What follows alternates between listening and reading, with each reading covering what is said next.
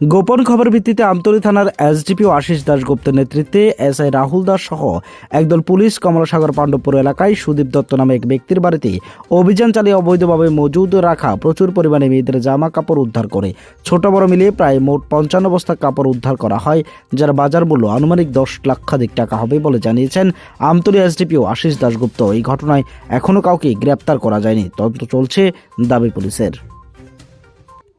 আমাদের যে এসআই রাহুল দাস সে বর্ডারিং এরিয়াতে পেট্রোলিং করছিল, তার কাছে একটা খবর আসে যে পাণ্ডবপুরের একটা বাড়ির মধ্যে প্রচুর পরিমাণে ইলিগ্যাল কাপড় স্টোর আছে। তৎক্ষণাৎ সে আমাদেরকে জানায়। আমি ওসি আমতলী পিএস এবং রাহুল ওই বাড়িতে রেড করি। রেড করার পর বাড়ির মালিক যে Sudip Dutta son of plate Satyaranjan Dutta Pandabpur, তার বাড়িতে রেড করি। সে বাড়িতে ছিলেন না, উনি বাড়িতে ছিলেন না। তখন যে এলাকাবাসী আছে তাদেরকে সাক্ষী নিয়ে তার ঘরটাকে যখন সার্চ করি, অ্যাবান্ডেন্ট একটা ঘর ছিল, এই ঘরটাকে যখন সার্চ করি, এই ঘরের মধ্যে ছোটো বড়ো প্রায় 55টা বস্তা আমরা পাই, যেগুলির মধ্যে শাড়ি এবং সালোয়ার কামিজের বিভিন্ন পিস ছিল।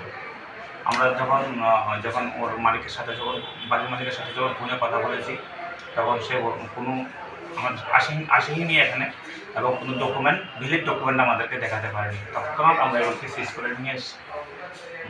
এগুলি চলছে, এখান থেকে আসলো, কীভাবে আসলো, কোথায় যাবে, এগুলি ইনভেস্টিগেশন চলছে। আনুমানিক বাজার মূল্য কত টাকা হবে? আনুমানিক এগুলি 10 লক্ষ টাকা হবে। কী কী জিনিস রয়েছে তার মধ্যে? শাড়ি আছে, সিলভার কামিজের পিস আছে, এগুলির মধ্যে এগুলি আছে। কিছু কি মানে কোথায় থেকে এসেছে, কি কি কারণে? তো সুদীপ দত্ত আসলে সুদীপ দত্তর কাছ থেকে আমরা জানতে পারবো কোথা থেকে সে এটিকে স্টোর করেছে। উনি কী করে এমনিতে? উনি এমনি গাড়ি চালায়, শুনেছি উনি একটি মারুতি ভ্যান চালায়। এখন সবকিছু ভেঙে গেলেও যা ভাঙে না তা হলো পাথর, আর তাতে একটি নামী বেস্ট, যার নাম ভারত নির্মাণ ইনফ্রাস্ট্রাকচার। ভারত নির্মাণ ইনফ্রাস্ট্রাকচার বিশ্বের উন্নত মানের পাথর